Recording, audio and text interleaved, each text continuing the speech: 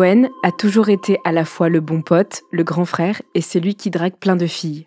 Ça le rend hyper populaire, il passe pour l'homme parfait, l'homme qu'il veut être. Pourtant, derrière son masque social, il y a les craintes et les incertitudes, le grand secret. Sa rencontre avec Alexia va le pousser à faire face à ses peurs. L'histoire d'Owen est la deuxième partie d'une histoire en 2 parties. N'oubliez pas d'écouter le premier épisode raconté du point de vue d'Alexia. Vous écoutez Transfert. Ce témoignage a été recueilli par Rudy Saada.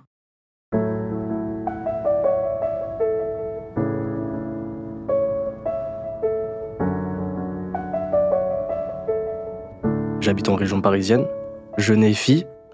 Je suis la plus âgée dans ma famille, c'est moi l'aîné. J'ai un petit frère et une petite sœur, qui je m'occupe tout le temps. Mes parents travaillent beaucoup. Dans les premières années de ma vie, je suis élevé par ma tante. Je suis le genre d'enfant très garçon manqué. Je joue beaucoup avec les garçons. Je passe mon temps à jouer au foot, à me bagarrer, à la récré. Je me fais tout de suite accepter par mes camarades finalement.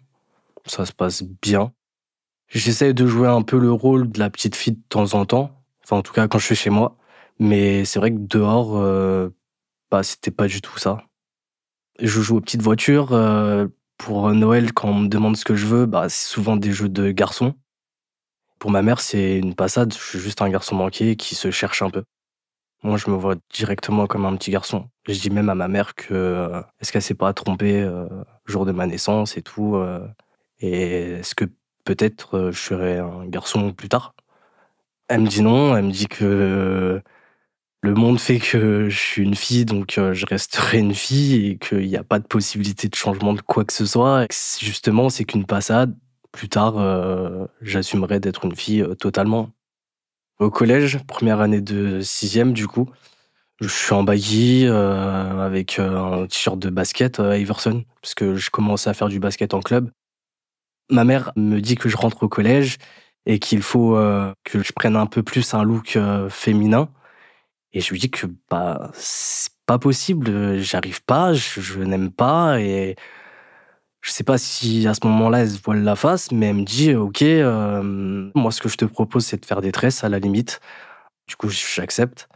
Et de là, je me dis c'est une façon pour moi de pouvoir faire ce que ma mère me demande tout en étant ce que je veux être. Et du coup, on part sur ce deal-là et je commence à faire des tresses. Première journée de collège, je suis en 6e A.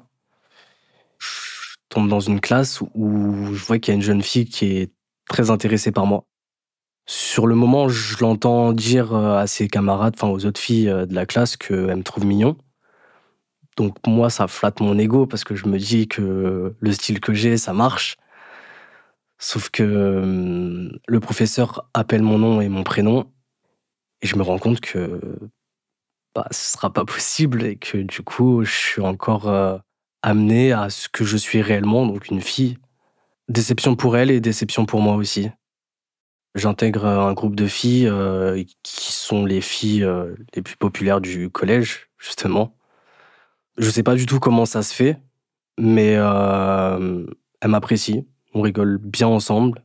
Je me lie d'amitié justement avec une des filles qui sort avec un 3e du collège. On se doute peut-être que je sors avec des filles, mais personne m'a jamais vu avec une fille, personne m'a jamais entendu parler de filles. Pour eux, je suis un peu leur pote à la compote.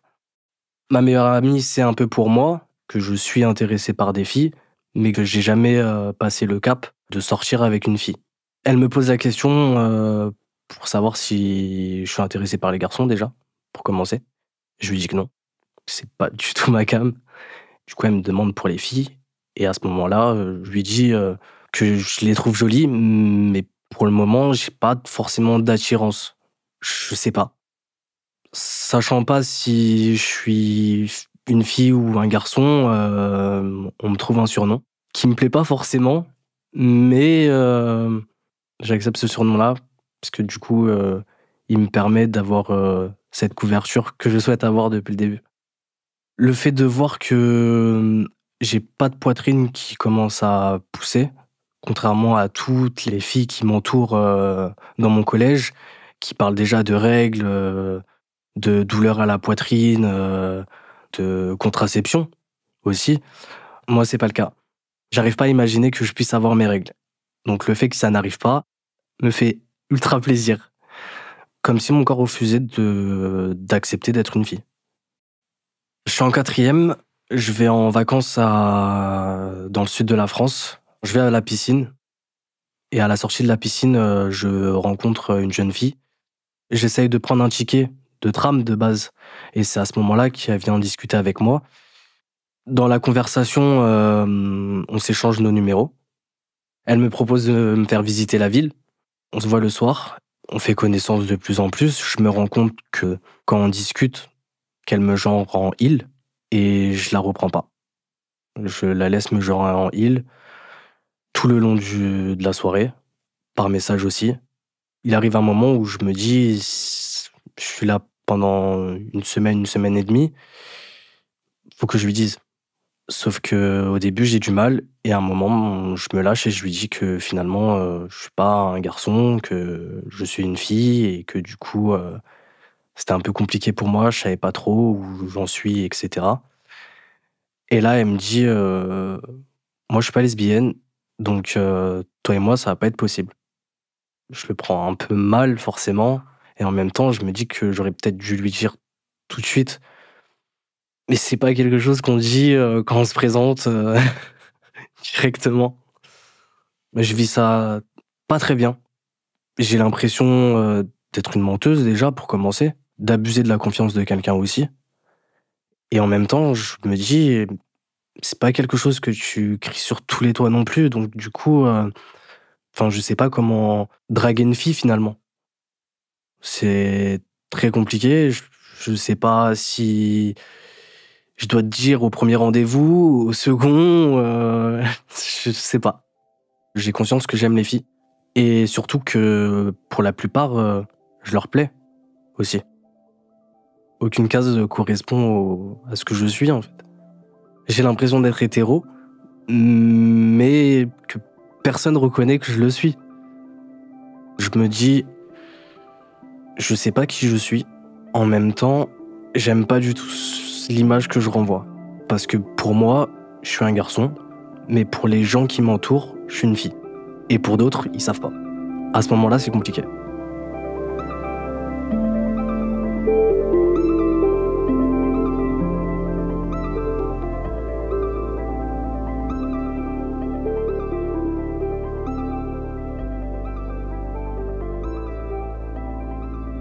J'ai mon petit frère qui se fait voler ses bons points permanence par un autre élève. Et à ce petit garçon, il lui a dit « Je vais appeler mon grand frère et il va s'occuper de toi. » Le jour J, je l'attends à 17h devant le portail de la primaire. Et du coup, je me bats avec lui. Depuis ce jour-là, plus personne n'a embêté mon petit frère. Tout le monde avait peur de son grand frère. Avec mes parents, c'est très conflictuel. On arrive à la déchirure familiale, entre guillemets. Pour elle, je suis au collège, 4e. Elle me pose la question qu'est-ce que tu veux être, en fait? Et je nie en bloc. Parce qu'elle me dit, si tu veux être un garçon, faut le dire. Sauf qu'en même temps, en me disant cette phrase-là, elle me dit, mais sache que si t'es un garçon, plus jamais on se parlera. Donc du coup, j'ai pas envie de lui dire. Je me dis, si je fais ça, c'est comme si je marquais la fin de ma relation avec ma mère. Je pense qu'elle comprend que j'aime les filles. Maintenant, je pense qu'elle préférait avoir un enfant homo qu'un enfant transgenre. Ça, c'est sûr et certain. Mon père, il en parlait pas forcément. Il a des moments où il pète des câbles d'un seul coup, mais ça va être sur le moment. Mais sinon, à aucun moment, il m'a dit qu'il a un problème avec ça, en fait. Je pense que c'est culturel aussi. Quand on est dans une famille africaine, il y a certaines choses qui sont pas acceptées. Pour ma mère, c'est très compliqué par rapport aux autres membres de ma famille. Elle veut pas trop que ça se sache. Quand on a des rendez-vous, des moments avec notre famille, elle va me demander de faire un effort vestimentaire que je fais pas forcément, ou Je vais mettre un pantalon, mais elle va essayer de trouver une solution pour que ça fasse pas trop garçon. C'était un conflit permanent. Je commence à sortir avec des filles assez populaires, voire très populaires. Physiquement, je suis plutôt agréable, on va dire, comme garçon. C'est paradoxal parce que du coup, je passe un peu pour le prince charmant, vu que je sais ce que c'est être une fille. C'est plus simple pour moi de parler avec une autre fille parce que je sais ce qu'elle attend finalement. Et du coup, c'est peut-être comme si j'étais un peu un manipulateur, mais si elle me disait je me sens pas bien, j'ai mes règles, j'ai pas envie de parler ou j'ai pas envie de sortir, je sais que ça sert à rien de forcer à ce moment-là et je vais lui proposer de faire autre chose. Enfin, j'ai ce côté à l'écoute.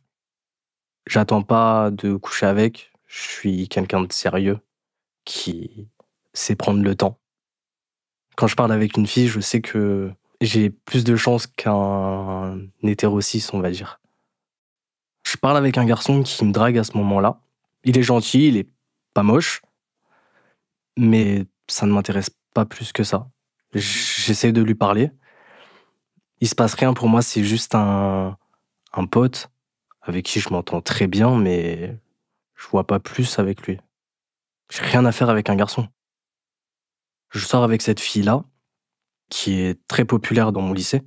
Tout se passe bien, ça fait un petit moment qu'on est ensemble. Là vient le moment où faut passer à l'acte. Elle me dit que si il se passe rien, ça va être compliqué, que elle a déjà assez attendu, etc. Sauf que moi je me vois pas lui dire. Peur d'être rejeté, je sais pas, mais je me vois pas lui dire. Et du coup, je me décide de mettre fin à la relation. Elle m'en veut.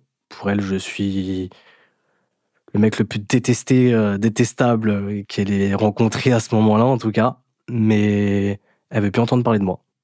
Ça me vexe parce que je sais que je suis pas quelqu'un de méchant en soi et que je veux pas lui faire du mal, mais pour moi, c'était inconcevable que je lui dise. On est encore au lycée à cette période-là. Je connais trop de personnes, j'ai trop d'entourage pour que ça fuite. Donc je me dis que la seule façon de me protéger, c'est de laisser tomber cette relation-là, que de toute façon, je suis au lycée et que c'est pas la femme de ma vie non plus. C'est le moment où Instagram se développe. Je suis dans ma chambre en train de scroller sur Instagram et je tombe sur une vidéo d'un mec trans américain qui est pas en début de transition mais qui a déjà fait pas mal d'opérations en tout cas. Il a commencé à prendre des hormones et je me dis mais comment c'est possible? Parce qu'il a mis une photo de lui avant et une photo de lui à l'heure où j'ai vu la vidéo. Et je me suis dit, waouh, c'est possible. J'essaie de trouver des articles, je regarde sur Internet, je trouve rien. Et là, du coup, désillusion. Je me dis, soit il faut que j'aille vivre aux États-Unis, mais en tout cas, pour le moment, en France, j'ai rien trouvé. J'ai pas le processus, je sais pas comment il en est arrivé là, mais je sais qu'il y a quelque chose qui peut se faire. À ce moment-là, j'ai 17 ans, je décide de m'engager dans l'armée.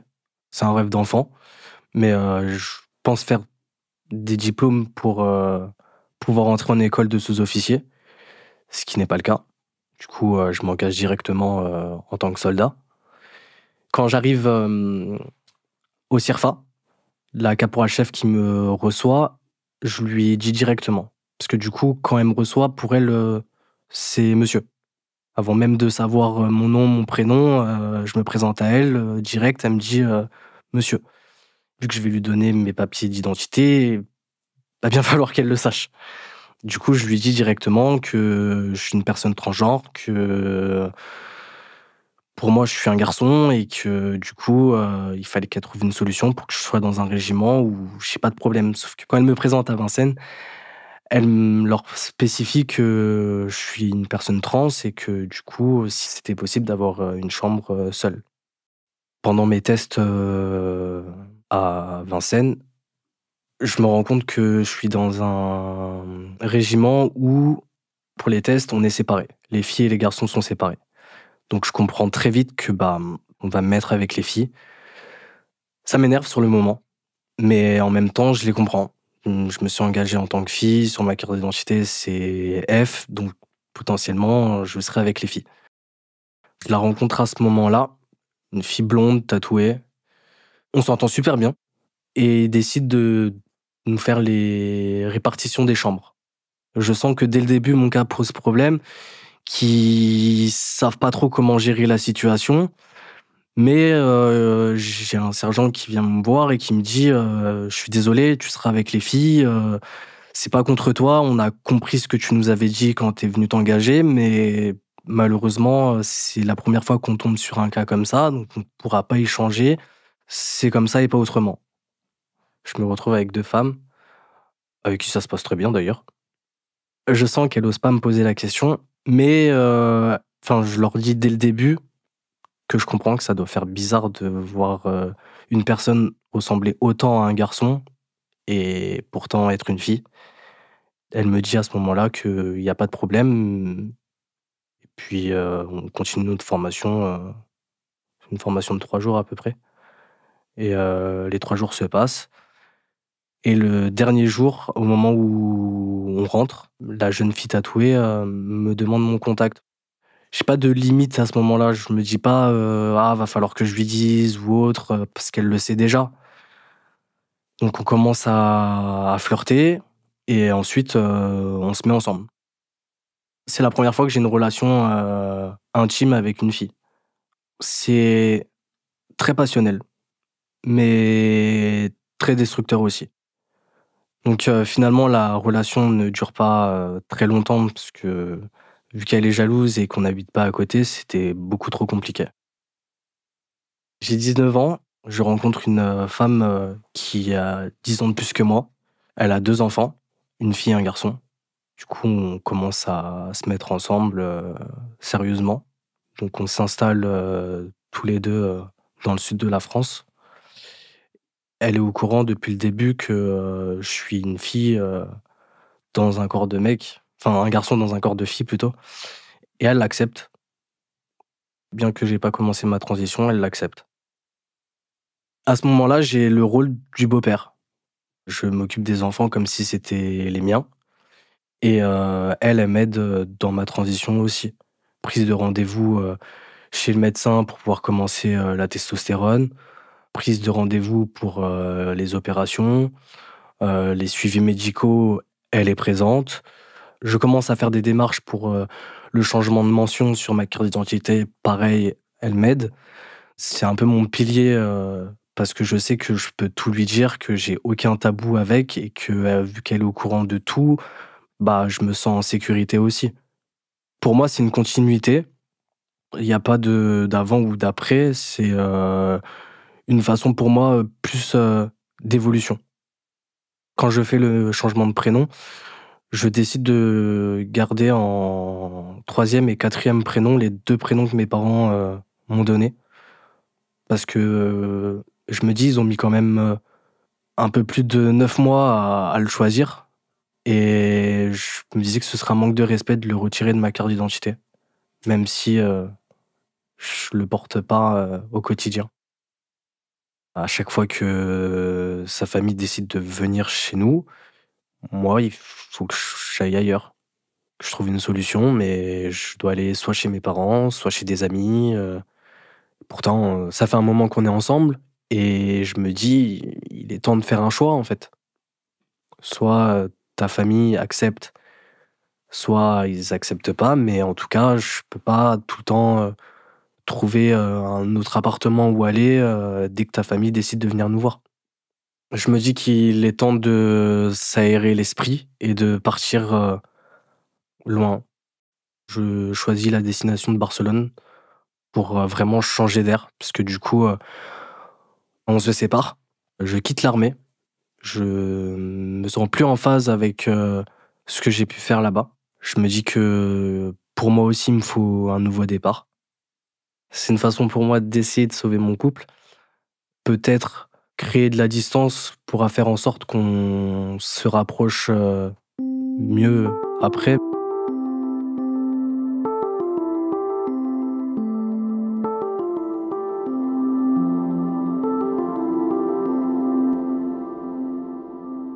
J'arrive à Barcelone. Je me dis que le climat est plutôt pas mal. J'aime beaucoup l'ambiance de la ville. Je vais pour signer mon contrat dans l'entreprise pour laquelle j'avais postulé. Arrivé sur place, j'aperçois une jeune fille qui rentre dans le hall, un peu, je dirais pas déboussolée, mais on sent qu'il y a un problème. Elle parle en espagnol à la dame de l'accueil. Je la vois se diriger vers moi, du coup, je me décale. Elle pose son sac à côté de la machine à eau où il y a une poubelle. Et là, à ce moment-là, elle vide son sac. Je sais pas trop ce qu'elle fait, mais elle est un peu catastrophée. Elle sort tout ce qu'il y a là dans son sac et je me rends compte que oui, il y a eu une bouteille qui s'est renversée dans son sac. Donc, du coup, je me décale. Elle me dit pas merci. Elle me calcule même pas. Et sur le coup, je me suis dit qu'elle est tellement mal polie que sur le moment, ça me gonfle. Mais je dis rien. Elle sort son téléphone, passe un coup de fil et je m'aperçois qu'elle parle français. J'arrive en salle de formation.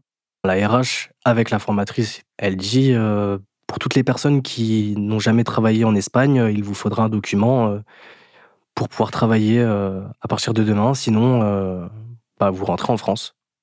Je lève la main et je lui dis je suis désolé, mais moi, j'ai pas ce document-là. On m'avait dit qu'on allait m'accompagner et là, vous me dites que je vais y aller tout seul. Je parle pas la langue et en anglais, je me débrouille pas très bien. Donc, comment on fait? La même fille qui m'est passée devant à côté de la machine à eau, qui avait été très hautaine avec moi d'ailleurs, qui me propose de m'accompagner faire mon document parce qu'elle parle espagnol. J'accepte parce que je me dis que j'ai pas trop le choix. Dans le Uber, on commence à faire connaissance en fait. Et là, elle me pose des questions un peu sur ma vie et je lui dis que je suis en couple et que je suis beau-père aussi. Elle me dit OK, elle me raconte aussi sa vie de son côté. On arrive sur place, elle parle avec le monsieur de l'accueil qui lui dit que c'est pas possible, qu'ils pourront pas m'aider pour faire le papier parce qu'ils ferment à 18h30. Il retourne voir un autre monsieur dans un bureau qui lui dit que ce sera pas possible, qu'il se passera rien ce soir par rapport à ce papier-là. Elle insiste, elle insiste, elle insiste et finalement à 18h30, il décide de nous prendre pour faire le document. Et du coup, il me demande tous les documents administratifs que je suis censé avoir, dont ma carte d'identité. Je lui donne ma carte d'identité en étant serein, sans paniquer en me disant elle va voir ma mention. Parce qu'il y avait encore le F sur ma carte d'identité. Elle la prend, elle l'analyse pourtant, mais sur le moment, elle ne fait pas du tout le lien. Vu le physique que j'ai, elle a même pas prêté attention au fait que je sois une fille sur ma carte d'identité. Elle remarque mon deuxième prénom, mais vu que on peut avoir des prénoms un peu farfelus entre guillemets, elle prête pas forcément attention. On se rapproche comme deux potes. C'est vraiment ma pote de Barcelone en fait. On est tous les deux dans une ville qu'on connaît pas. Même si elle parle la langue, c'est juste parce qu'elle a de la famille qui sont de Barcelone, enfin d'Espagne plutôt. On est dans une espèce de bulle où on compte l'un pour l'autre, parce qu'on est que tous les deux, on connaît personne d'autre à part les personnes qui travaillent avec nous. Donc du coup, ça tisse des liens qui sont assez forts. Je commence à avoir des sentiments pour elle, mais je suis pas amoureux. Je suis pas amoureux parce que j'ai comme un semblant d'inachevé du côté de mon ex-copine. Du coup, je suis pas forcément à l'aise avec ça. J'ai cette altercation avec ce collègue de boulot pour une broutille, quelque chose qui n'a aucun sens. Dans la soirée, il vient armé d'un couteau et à ce moment-là, je me dis que c'est peut-être la fin pour moi. Et comme si ça m'avait remis un peu les idées en place, la première personne que je pense à appeler après cette altercation-là, c'est Alexia.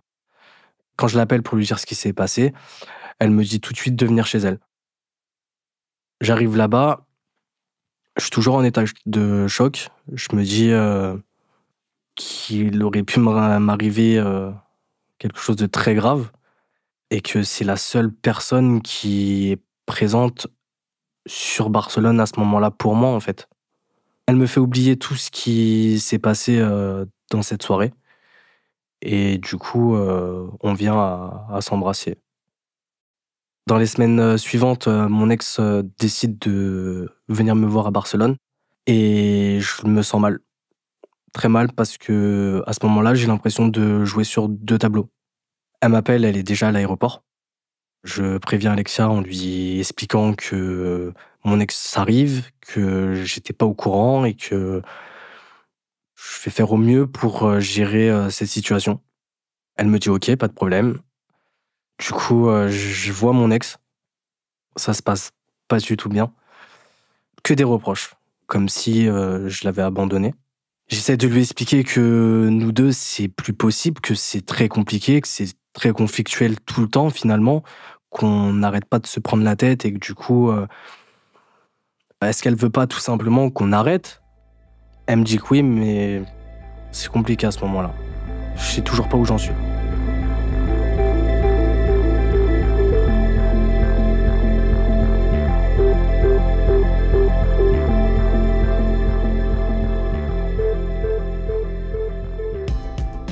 Pour continuer mon traitement, je m'inscris sur un forum. En fait, c'est un forum LGBT que j'ai trouvé, qui ont aussi une application de rencontre, mais de base, c'est un forum.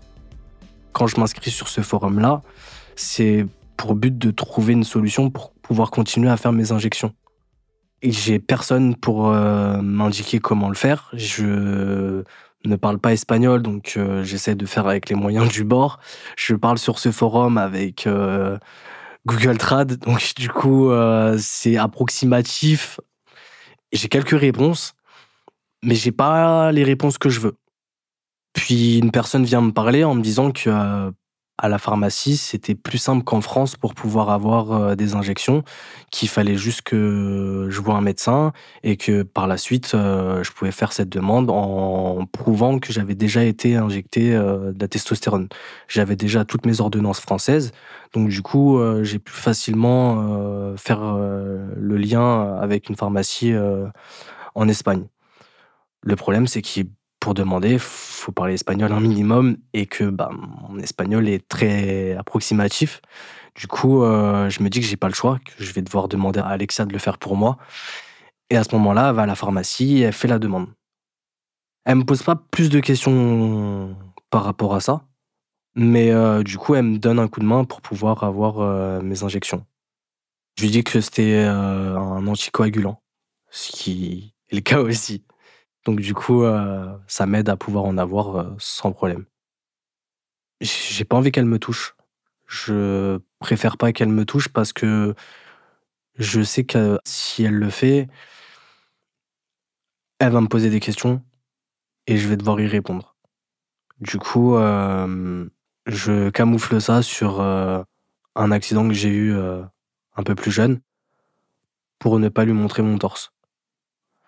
Elle comprend et elle accepte de pas le faire. J'arrive pas à lui dire la vérité parce que j'ai peur qu'elle me quitte à ce moment-là. 2-3 jours avant le confinement, j'ai mon ex qui me renvoie un message et qui me dit les enfants ont besoin de te voir, je vais prendre l'avion, j'arrive sur Barcelone. Donc une nouvelle surprise. Je me dis ok. Je lui en parle à Alexia. Je lui dis que elle revient et que là, elle est avec les enfants. Et que du coup, j'ai pas le choix, mais il faut que j'aille la voir. Elle me dit ok, on se voit avec les enfants, ça se passe bien. Et bizarrement, ça me remet dans une espèce de vie familiale. Un peu comme quand j'étais dans le sud de la France avec elle. J'ai l'impression à ce moment-là d'avoir retrouvé ma vie de famille. Sauf que on se reprend la tête. Du coup, je me rappelle du pourquoi on en est là en fait. Et là, les frontières commencent à fermer. Et je me dis, il faut que je trouve une solution pour qu'elle ait un avion. Elle peut pas rester ici.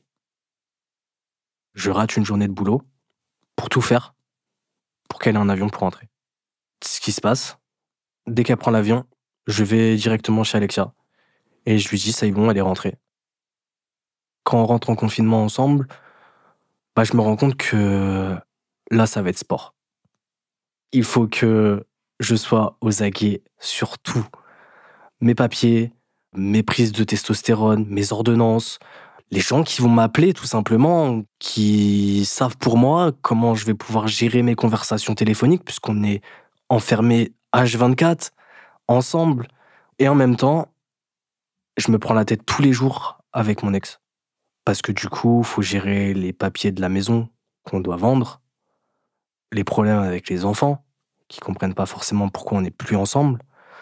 Et du coup, bah, c'est des appels sans cesse conflictuels. Si c'est pas des appels, c'est des messages conflictuels entre être aux aguets toute la journée pour savoir si elle l'a pas découvert, si elle va pas se poser des questions parce que dans la salle de bain, je vais oublier quelque chose qui pourrait faire que on pourrait savoir.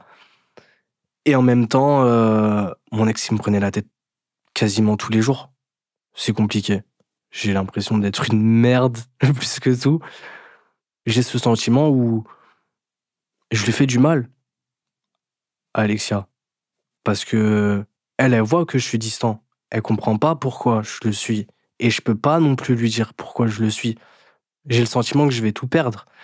Entre ma précédente relation et elle, je ne sais pas comment me positionner à ses yeux. Je me dis, c'est le moment, faut lui dire. Et je me dégonfle.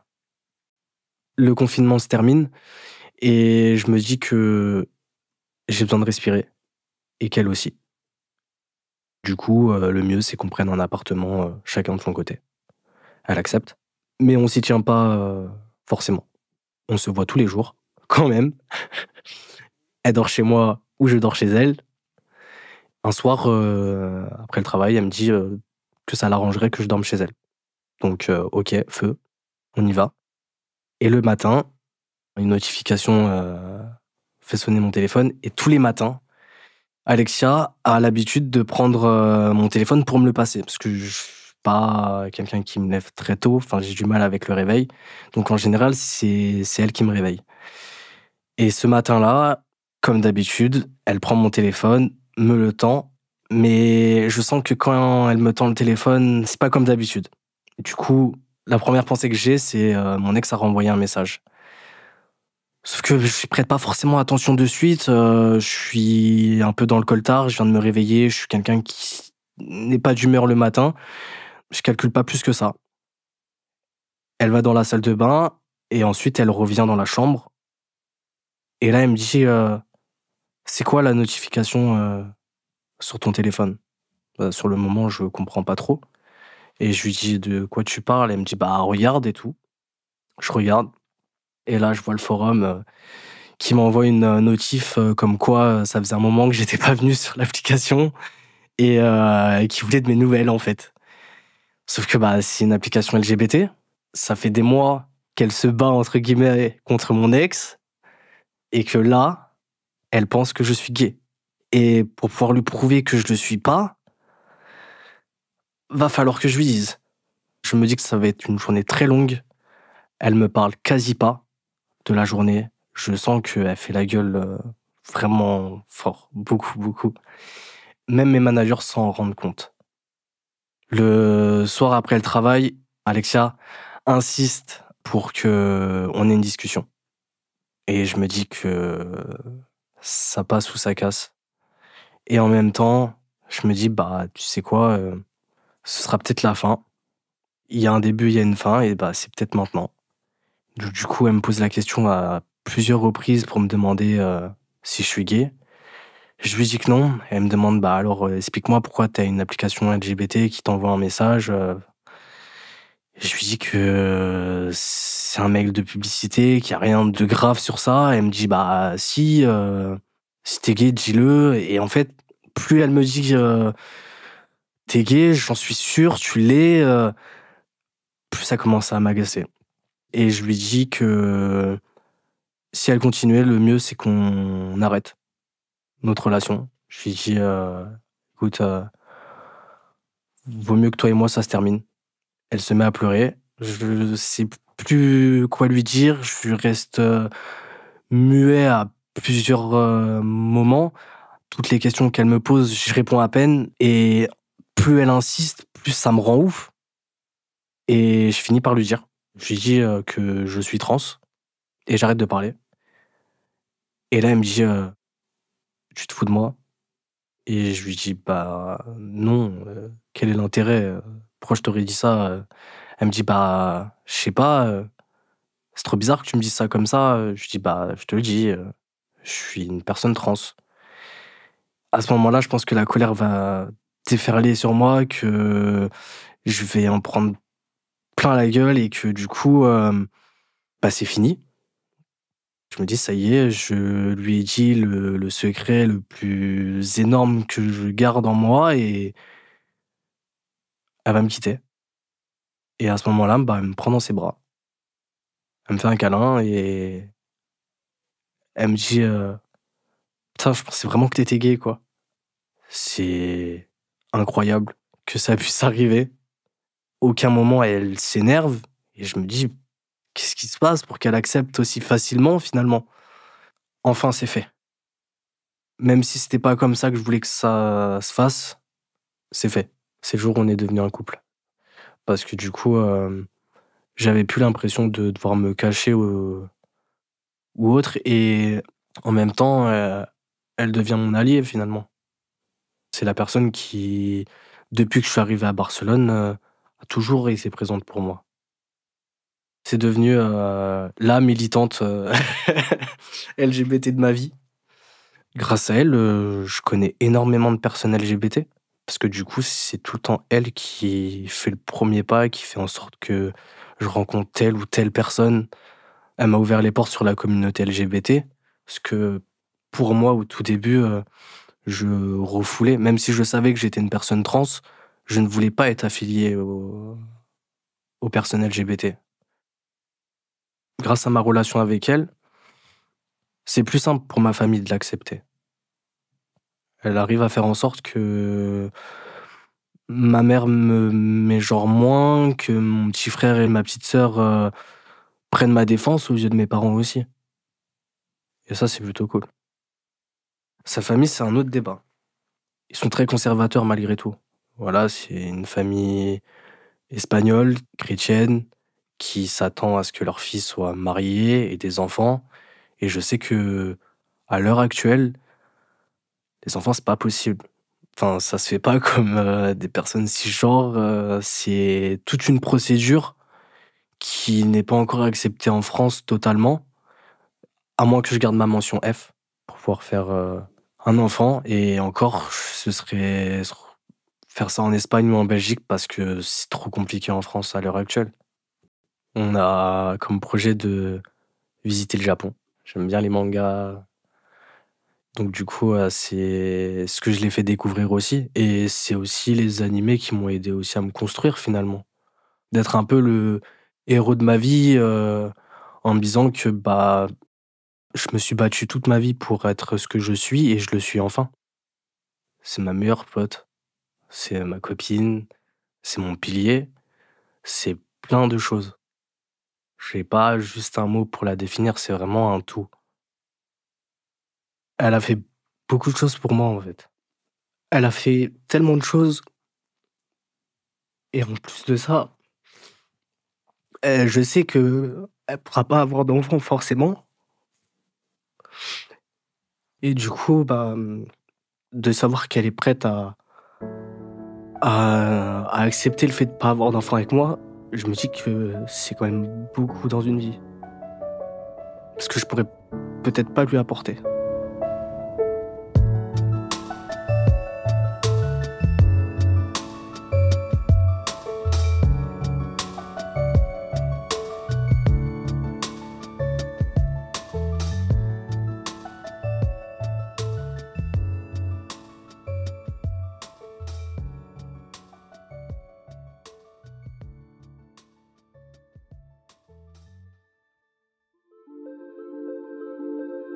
Vous venez d'écouter Transfert. Ce témoignage a été recueilli par Rudy Saada. Cet épisode a été produit par Slide Podcast. Direction éditoriale, Christophe Caron. Direction de la production, Sarah Koskiewicz. Direction artistique et habillage musical, Benjamin Septem-Ours. Production éditoriale, Sarah Koskiewicz et Benjamin Septem-Ours. Chargé de pré-production, Astrid Verdun. Prise de son, Marius Sor. Montage, Johanna Lalonde. Musique, Sable Blanc. L'introduction a été écrite par Sarah Koskiewicz et Benjamin Septem-Ours. Elle est lue par Aurélie Rodriguez. Retrouvez Transfert tous les jeudis sur slate.fr et sur votre application d'écoute préférée.